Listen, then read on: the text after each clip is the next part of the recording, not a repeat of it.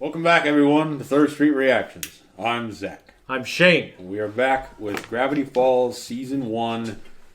This is the beginning of the finale. Yeah. So we're back with that. Yeah. And do you remember what happened last time in The Land Before Swine? Yeah. Grunkle Stan, he really screws up. He gets... Well, he gets pissed because the pig ate up the corn. Mm-hmm. The what? The corn. I don't remember that. Behold, the corn! Oh, yeah. There's a unicorn made out of corn. Yeah. And he's like, I don't know. I'm tired. And the pig was eating the fucking corn, so he pins it outside. Yeah. And goddamn pterodactyl. Yeah, that's the one thing that Mabel said do not do. Mm-hmm. And he agreed to it, and he puts him outside, and the pterodactyl swoops in and picks it up. Yeah. It away. And which is like a horror. We talked about how horrifying that would be. To be carried away by that. Yeah, but he redeems himself. He does. Yeah. Because he comes up with this story that, hey, I punched it in the face and I fought it, but it still got away with him. His little story's ripped and he has a big gold chain and shit. Yeah, he's always telling these tall tales. Like even that one episode where the pit, like his story was the most ludicrous. The football bowl. Yeah. Uncle Stan wins the football bowl. Yeah. Footbot. Thank you for building me, Daddy. Yeah. Eventually, he does cross that bridge like Jurassic Park 3, like with the fog, and rescues Waddles. He does. And then they see him, I think, being carried and everything by him. From Hex Heart, I stare at thee. Yeah. Quotes some Herman Melville. Yeah. And punches that damn thing in the eye. It crashes. They get out. Mm-hmm. But we did see the T-Rex the amber starting to melt. Was it amber? It was tree sap. Tree sap. Okay. Yeah. Sap hole. Jurassic sap hole. Yes. And what was the thing that the founder of Gravityfalls? What about him? He was frozen in that? He was one president? Oh, the president, the 8th and a half president. Yeah. Oh my God, what is his name? It was Peanut Brittle. Peanut Brittle. Yeah. Okay. It wasn't Peanut Brittle. No, it wasn't. If it was, it would be harder to get out. Yeah. McGucket. Yeah. Was eaten. Yeah. But at the end, he's like, I ate my way out of a dinosaur. And yeah, and that was pretty... playing well, I was surprised me because I thought he legit was just eaten. I was like, man. It's like that little kid who got eaten by that... by the Halloween trickster. The Summerween trickster. Summerween trickster? Yeah. Which was a horrifying thing as well. Mm-hmm. I should know that most likely people won't die terrible deaths in this. But it always surprises me, despite the fact that I know that. Well, horrible things do happen to people. Yeah.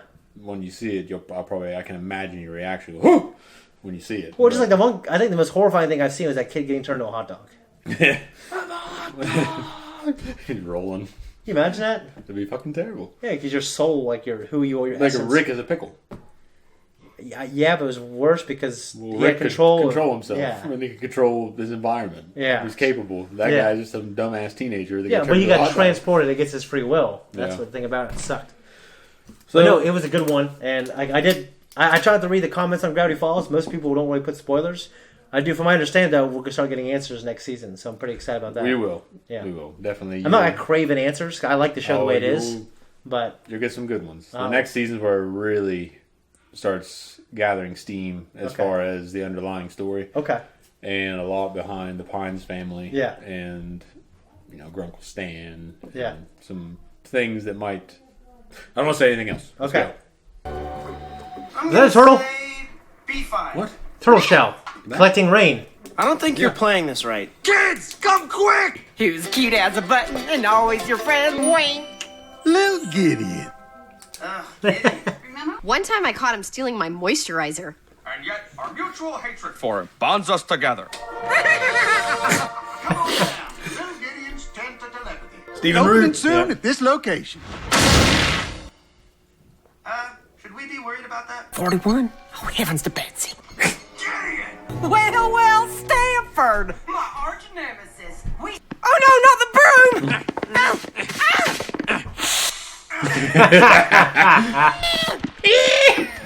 You mark my words, Stanford! The combo to this safe is in the one place he'll never find it. My brain. This is the last straw. It's time to unlock the journal's greatest I know, it bothers me. secret.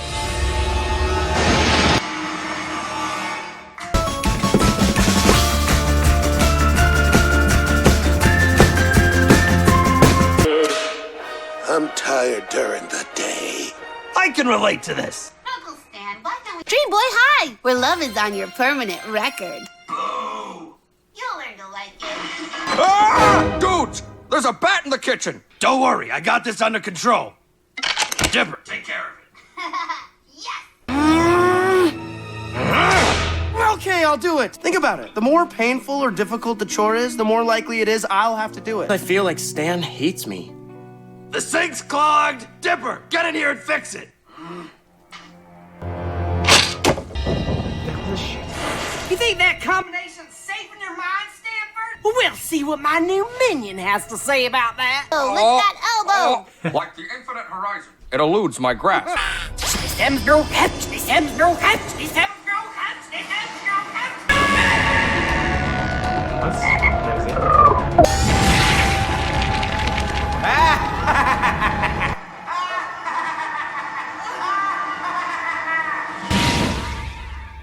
Oh, Gravityfalls, it is good to be back. How do you know my name? Oh, I know lots of things.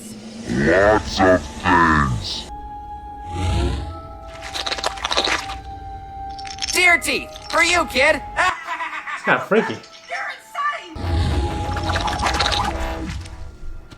Enter the mind of Stanford Pines and steal the code to his safe. Stan Pines. You know what, kid? You've convinced me. I wouldn't want to make that deal. I feel like I've seen something like this before in the journal. Beware Bill, the most powerful and dangerous creature I've ever encountered. Whatever you do, never...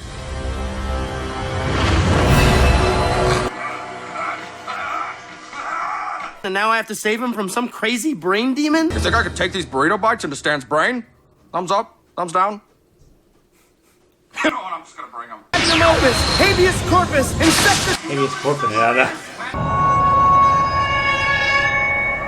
Look out for the triangle guy. Yeah, look out for the triangle guy. What? Ah, Stan's family, we meet at last. I had a hunch I might bump into you. Boop. Mabel, what do you want with our uncle's mind anyway? Oh, just the code to the old man's safe. Inside the shack is a maze of 1,000 doors representing your uncle's memories. Behind one of them is a memory of him inputting the code. I even know what you're thinking right now. No one can guess what I'm thinking. Whoa, where are we, bro? We must be in heaven, because I just saw an angel. I think it's Michelangelo's voice. Kids, turn around. They can help us. Totally! Arm thrown! Dude, arm thrown. Dude. Arm thrown. Let's get searching. Your eye is weird. Let's talk about that. I can't think of anything to say, and she looks weird up close. Figure a way out. Non-specific excuse.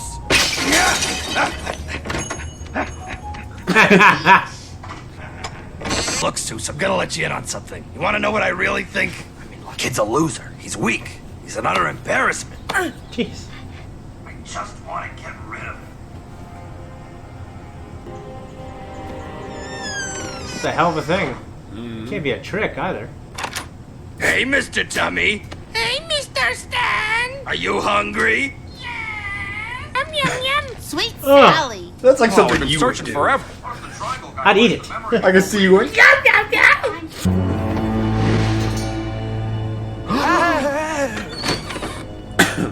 Mwah. There you go. 13, 44, and finally. Oh, jinx! Guys, I just saw a memory of Stan roller skating and wearing short shorts.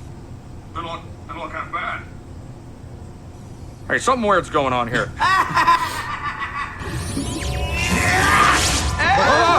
It's funny how dumb you are.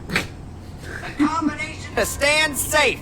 Boy, that was even easier than I thought. Come on, we've got to save Stan. What's the point? I work for Stan day and night, and all he does in return is say he wants to get rid of me. Dipper, it doesn't matter what you saw. If we don't stop Bill, we'll lose the shack. Dipper, you're a cool dude, but this isn't cool, dude. Bill, did you find a memory with the combination yet? I got it right here. Perfect. 13, 44. Ah, no, wait, no! None more bottomless than the bottomless pit. Whatever that was, it's gone forever. The deal's off! Wait, no, wait! I'm switching to plan B! Do you have any idea what I'm like? When I'm mad? Cradle to the grave, there's a ring of fire in the end. No. And light. Oh, this again? I just want to get rid of him. Those are all things people said about me when I was a boy. Huh? I was the biggest wimp on the playground. So one summer, my pop signs me up for boxing lessons. Oh! Help! My purse! Help! Left hook! Ah! Dude, he's kind of a badass when he's with Hot Pants, though. That's why I'm hard He on is. paper. Yeah. That's him when he's really young. So when the world Okay. fights, he fights back. Let's fix that up. What the? We're in the mine. You can do whatever you can imagine in here. Oh, there we go. Oh, hello. Who's quack for sticking the pudding? Ah! It's everything I ever feared! Ah! My cuteness! What did you do to my... Oh, that's terrible.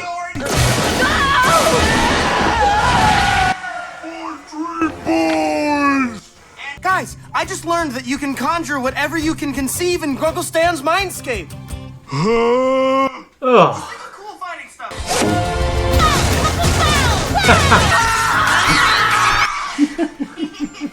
Stomach beam stare! Rise, Siler! Rise, Press!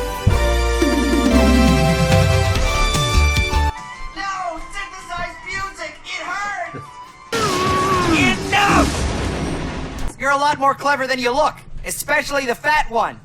He's talking about you. So I'm gonna let you kids off the hook. I'll be watching you. We did it! What? Did what? What is this, a hug? Nope. It's a chokehold.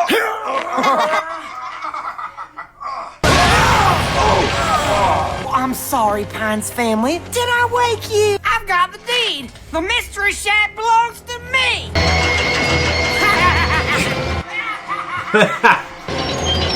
Oh, shit. For real? Someone pinch me, dude.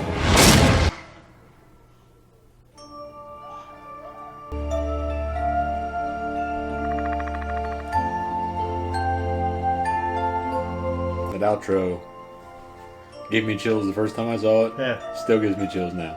Yeah. What did you think of the episode? Well, I can see, I can kind of see, so Bill Cipher, who was in that one episode where we were talking about earlier where the kids go to the arcade and Yeah. the old You see people him are on the possessing screen? it. You see him on the screen. They've Well- had a plan. Just like the time traveling guy. Mhm.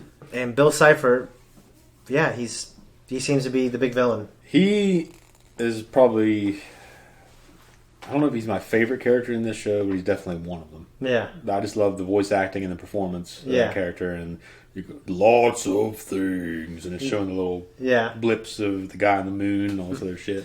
Yeah, so he's obviously some, which I always love when they do, like, powerful outside of our dimension type things. Well, he's like an extra dimensional being. Yes. And he was aware that they were in Gravityfalls. He seemed to have been locked away for a long time, but he was summoned by Gideon, who just wants the shack for his own selfish ambition. Yeah. But he basically unlocked basically a demon Yep. unknowingly. But that demon, he's bound by rules, so he made a deal when he didn't fulfill the end of the deal. Yep. So he can't just like, well, I'm going to kill you, Gideon. Like, I don't think. So, You'll find out. okay. Because it's not the last you've seen of Bill Cipher.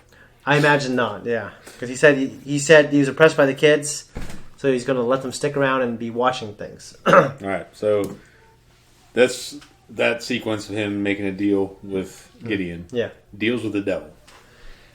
We have talked about this a couple other things. Yeah, we have. I don't think I would do it. If I knew that was a devil and I would just go to hell, it wouldn't be worth it. Well, how do you know?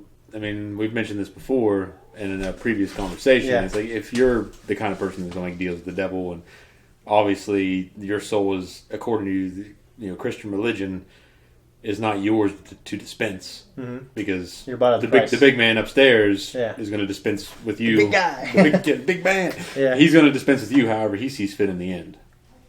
And Yeah, but I don't know. But I don't want to take freedom of choice out of it. well, no, you don't. But at the same time, you can't reconcile that idea with the fact that he knows already. Yeah, So, and a lot of people were selected or chosen. He hardened Pharaoh's heart. Yeah, but Pharaoh, because I mean, the way I looked at it, and yeah, I guess some. Well, you could say that he already knew, like he foresaw that Pharaoh would never choose him. So yeah, he allows free choice. At the same time, he knows what you're going to choose. Yeah, so it's like he's omniscient. He doesn't. Yeah, but he still meddles. It's basically something beyond what we can kind of understand. It's I mean, it's pretty simple. He just knows. He knows what you're going to do, even though you have an opportunity and the chance to not do it. Yeah, as beings, like for me to say, hey, what's ever going to happen is going to happen anyway, so I just do what I want. Yeah. Because I think it's already been, it's already been decided. I think that's not a smart way to live, Well, he knows, so, but it's very clear that we need to have personal responsibility. Oh, yeah. I understand that. I mean, it's just a lot of things people struggle with that. But regardless, the point is that it's... I wouldn't make a deal with the devil. You think the devil would want something else because obviously he would know. Yeah. Unless he just wants to corner you with this mindset that you're stuck with him. And you know what I mean? After you sold your soul and there's no way out, you might kind of just live a life that... You'd be his fucking... Yeah. You do what he does. His Merc, almost. Yeah, his Merc. Yeah, I wouldn't do it under any conditions. For any reason. It'd be kind of like the Jafar is the genie. Where there's a caveat with everything you fucking... It's one of those things like, well... And even then, bring your daughter back to life who died of this illness. Like, it might be some terrible trick. You sell your soul and she dies anyways somehow. Well, I guess you just, let's say there's a binding thing where he has to do it in a way that fulfills... She has to live like a fool. Well, it has to fulfill your end. Okay. Or his end. Like, he has to fulfill it in order to get what he wants. Yeah, if all that is real, my child has died and now she's in heaven... Or and then I could say, well, I want to put my wants and needs above what God's plan for her is. And say, devil, bring her back. I want her to live a long, full life, and you'll have my soul for eternity. Like when I think about it that way, it might not be a smart move, but like as a human being who loves my daughter's son, it'd be hard. That'd be the one thing that I would struggle with. I guess the thing is, you'd have to understand that even if you. What if he appeared to you and you would assume it's the devil? But what if it's just something that's interdimensional? I guess what I'm saying is you really like, just don't know. You can just say that, well, it's the devil, and these are all the things the Bible says about the devil. So this is how he is. But what if everything that was written is bullshit and like he's just another interdimensional being? Yeah. That you're making assumptions on based on your belief system. Well, I can only go by, I guess, kind of what's written. Yeah, I mean, so.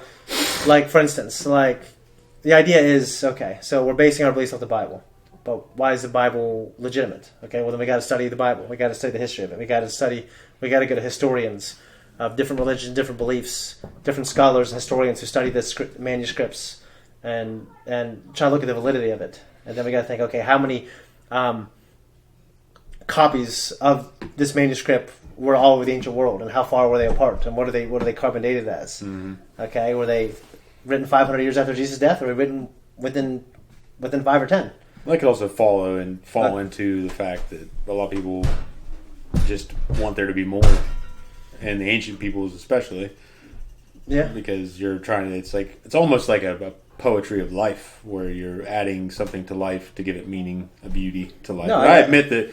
Religious belief systems, a lot of them the ones that I know about, because I don't know a lot about a lot of them, but the dominating ones, predominant that any casual American fucking guy like me is going to come across or learn about or hear about. Anyway, they add a poetry to life and a beauty to life that I won't deny, because they give meaning behind the things that you see. Yeah, for sure. Natural landscapes and beautiful things that you see every day. You look at that and imagine something behind it. Well, it's like when you look. I remember when I looked at the ocean the first time. That's the first thing I thought of. I was like, wow. Well, it reminds me of Herman Melville and Moby Dick when Ahab is talking about his struggle with the whale and why he's hunting it. And it's not because of that whale. It's not just that whale because it bit off his leg. It's the whale is like a veil. The whale's a veil. Yeah. And he wants to punch through that veil. Yeah. Almost. And strike at what the power behind it. Oh, it's like he's going against this force of nature. Yeah. He's like just... So whatever that force is, he wants to tap into it. He wants to strike back. He said to Starbuck, he's like, listen, man, I'd strike the sun if it insulted me. Yeah. Like, he's a megalomaniac. Yeah. A monomaniac. Well, remind me a little bit of Job, who was one of the few people who challenged God's will. And, basically gave all his grievances. You know what I mean? Which was always cool, historically or mythologically. It's a kind of a cool thing. Was it Job? Did Job write a little tally of all the shit that he lost? I thought he was the one that the devil's like, hey, I bet if I fuck this guy's world up, he'll turn on you. And then God's like, okay, go ahead. Yeah, pretty much. But I thought there was another guy that wrestled with God. There was someone who literally wrestled with a man, I think it's pretty clear it was God. Well, the idea I thought behind that was that he wrestled with God all night. Oh, well, Job, if we're talking about Job still, like, he didn't turn, but he complained, basically. Okay. And he said, God said, hey, air your grievances to me, I will listen. So he climbed the mountain and said, well, bitch, and which I think is pretty cool. Actually, Nick Pizzolatto talks a lot about it with Rustin Cole, with challenging God and fate and the universe. Oh, yeah, you're challenging the rule set, let's say. Yeah. Because a lot of people, especially religious people, believe that this is the way things are, this is where they should be, this is why you should behave this way based on these beliefs. Yeah. And I will agree that a lot of those beliefs are kind of carried on through different traditions and religions throughout the world. Yeah, so a lot of religions... There's a lot of basic concepts and rules that people ought to abide by. Like, don't kill. Anyway. Yeah, well, in some instances, you probably should, but... Well, yeah, if you're defending... Well, yeah, like, for the most part, like, when... Well, you don't go around, like, just walking down the street and shoving someone in front of a car. So early civilizations, there were people who were punished for certain things, such as rape and murder. Like, that was one of the earliest things people were punished for. So if you can say that most of these cultures, even across different civilizations, they all kind of... Which is just kind of the beauty in that. Say you take God out of it, they all kind of came up with the same thing. There's pyramids that are similar in the Americas that were similar over there in Egypt. Yeah. And some people say, well, maybe it's because, we all, at one time, were kind of one civilization before, like, the Tower of Babel incident. You know what I mean? Which would make sense. Like, we all kind of build things the same way and think the same way. Yeah. It also might mean because people are people and we all come up with the same things. We like the same things. We don't like... Well, I've heard someone say before that, people, no matter where you go, you'll end up discovering that they're kind of wired the same way. Yeah. I mean, they may not have the same traditions, but in the end, a single person, not the collective, is kind of wired the same as most other people. Yeah. One guy had a theory that the pyramids... It's because that's what pyramids do. You keep building something, and you build tall enough, then you'll make the smaller, and you'll just keep going, and you'll give up. Well, it's like you're stacking cans. Yeah. So it just seems like the base has to be wider. Yeah. To support it. Maybe when we were cavemen, we were stacking rocks, so it's wired into us to understand. It keeps falling down. Yeah. Because it's upside down. down. The other caveman shoves the other rock up there. Yeah. So there's, it's interesting to talk about. I admit, I believe, but I try to kind of challenge his beliefs every once in a while. I think I did a lot in my early 20s. It reminds me of Nietzsche when he talks about morality must be shot at. Mm-hmm. How it needs to be challenged. He's talking about monarchists or the monarchy and assassins. Yeah. And the example was that they sit on their thrones and they're power because they were they've been shot at and people try to assassinate them. And the idea is morality needs to be challenged. Yeah.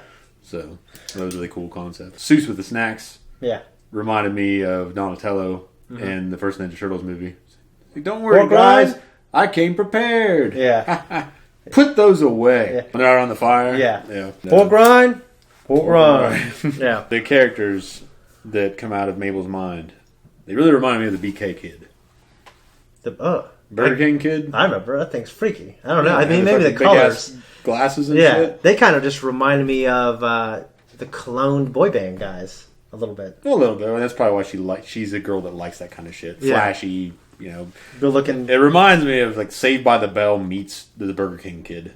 Okay. That's what those kids look like. Remind me of. The kind of like 90s shit. They kind of had that look. Yeah, you're right. The vending machine.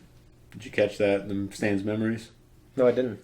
Well, you did, because you said something about it. Well, what did I say? I can't even remember. Well, Seuss opens the door and he sees Stan going behind the vending machine. Oh, there's something behind the vending machine. He's like, they only knew. Yeah. Behind this vending machine. And then he's like, oh. So I wonder if that comes back later. Yeah. My favorite line of this episode, it's Bill Cipher. Yeah. He's laughing at them. He's like, it's funny how dumb you are. Yeah. This show, as well put together as it is, and all the details that they get right and they include in the animation and everything else, it does retcon a little bit. Okay. So I don't want to Yeah. go into what those retcons are yet because you haven't seen things that happen later. Okay. But hopefully these notes won't get thrown away as I am prone to do. Yeah. And I'll remember it. Yeah, I mean, sometimes stories, you're telling a story and you come up with a better idea, you got to change a little thing. A little thing, yeah, but sometimes it's just little things they can snowball. Well, they could. I mean, a little variation off course on a ship can put you miles, hundreds of miles off from your destination. If it's a long journey. Yeah, so even if it's a short journey, if you're just a little bit off, and you're going over here and your ship's pointed a little bit over here, you're going to end up way over here. No, yeah. Can you see the island over here? And you're Well, the idea is that island that's over here is better than the original island. Well, they synthesize music. This reminds me. Is there any style of music that you hear and you just can't fucking stand? I mean, I don't like most country. Yeah, like newer country, you mean, or just older and everything? I guess I think probably newer, but I've heard older stuff, and as I've gotten older, I've been more accepting of other things. Like I've heard older country that's cool. Well, I like. There's some country music to me is like Elvis, I'll take that back. A lot of different music is like Elvis to me, because there are a few songs from Elvis Presley that I really like. Yeah, but I don't like most Elvis Presley. Okay. There's like 5 songs maybe total that I would listen to and be like, yeah, this is on, I'll turn the music up. Yeah. But it's kind of like that with country music. I only like, there's some older artists, mostly outlaw country and shit like that I really like. Yeah. And then the vast majority of it I do not want to hear. It's like that with metal. You could say I was a metalhead in school, but really I only listened to a few metal bands. Yeah. And so like I just... there's probably like a dozen bands I really listen to all the time. Yeah, and then the rest of that material I don't really go into. Well, it's like I love System of a Down, but like I don't really know all the other... What's all in that genre? I don't even know. I couldn't say. I mean, I don't know if it's just kind of... it's kind of its own category, or... Well, I'm trying to think of... It's a type of metal, but I guess... You described it as something one time, and I can't remember now what you said, but... I probably heard it from someone else. That's how it is, I guess. Yeah. But it reminds me of, like, Cannibal Corpse. Okay. Cannibal Corpse is like a heavy fucking metal band. Mm-hmm. And it's like... Told you I can't do that. Yeah.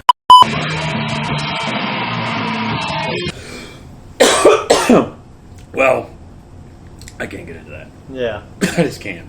Lamb of God, on the other hand, the dude's got amazing vocals. The outro I mentioned in the reaction, that it still gives me chills. Yeah. You know, after everything that happened, and then taking the Mystery Shack, and yeah, dude, like that's a big thing. Is they're seemingly going to take the Mystery Shack. He has the deed. They started knocking it down. I don't know if something happens in the beginning of the next episode that prevents it or something. I'm inclined to like Bud Gleeful because of his shirts and because of Stephen Root. Yeah. But I don't like. Well, Gideon's enjoyable, but they're just enjoyable performances. They are. They're cool bad guys. I like them. Yeah, they're kind of of little pricks.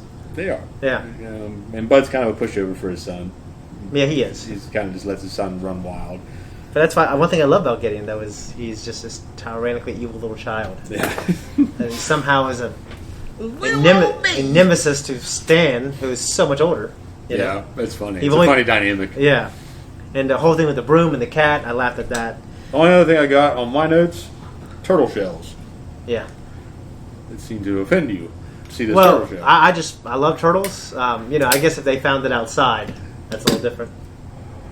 Well, a lot of people like animals, but accept that you eat them. I know people a lot of people, my family included, that hunt turtles and eat them. Oh, yeah. I guess, for me, it would be like some people get offended at the idea of, in some countries, they consume dogs. But you're just seem like a minority in that mindset here because it's a fucking turtle. I have a pet turtle, too, now, because you gifted me one that you found in your yard. I have a pet snapping turtle. Yeah. And it's awesome. It's probably my favorite pet I've ever had. Yeah. I was close when I had a dog, Whiskey, growing up. Yeah. That was probably that dog of your childhood. Yeah, yeah. But that is probably the most interesting pet I've ever had. So I understand I'm a minority. So I'm not saying I'm biased. I'm definitely not raising him to eat. Yeah. I want to grow this turtle to this thing that I could feed little defenseless animals to. I can float your boat. It's awesome. It's awesome seeing this creature Yeah. that is that aggressive, and it looks so cool. Oh yeah. I mean, the only cooler looking turtle to me is an alligator snapping turtle. They're cool. They're fucking- badass. they're badass. I'm very partial. If you're a metalhead and you wanted a turtle, that's the turtle you would get. Yeah. There's an It's very alligator metal. snapping turtle, Yeah. very metal. So yeah, the eastern box turtle is specifically like my favorite turtle besides the Galapagos tortoise, which I'll never have. Yeah, they're endangered. Why wouldn't you? You just can't own one. You can't own an eastern box. I mean, you can't own a Galapagos tortoise legally. Because of they're endangered species. They're endangered, and yeah, the Costa Rica, they have all these things on them. I mean, people smuggle them out. You're not supposed to have them. Sanctioned kind of thing. Yeah. Well, maybe if we get rich and powerful enough, Maybe. have one wandering your house. Another giant tortoise that's mistaken for it all the time is the Aldabra tortoise. Okay. Which a lot of times they're kept together. They look exactly the same, except Galapagos tortoises have kind of longer necks. And they have the horseshoe. There's two different types of shells, but one there's a horseshoe shell look, and they look kind of like this deformed shell with this. And the neck is extremely long. They look pretty unique. That specific type of Galapagos. I guess if you're a turtle guy, I get that. It's Yeah, so for me, they're endangered, and snapping turtles aren't endangered at all. So, if someone has turtle soup from a snapping turtle, I would try it.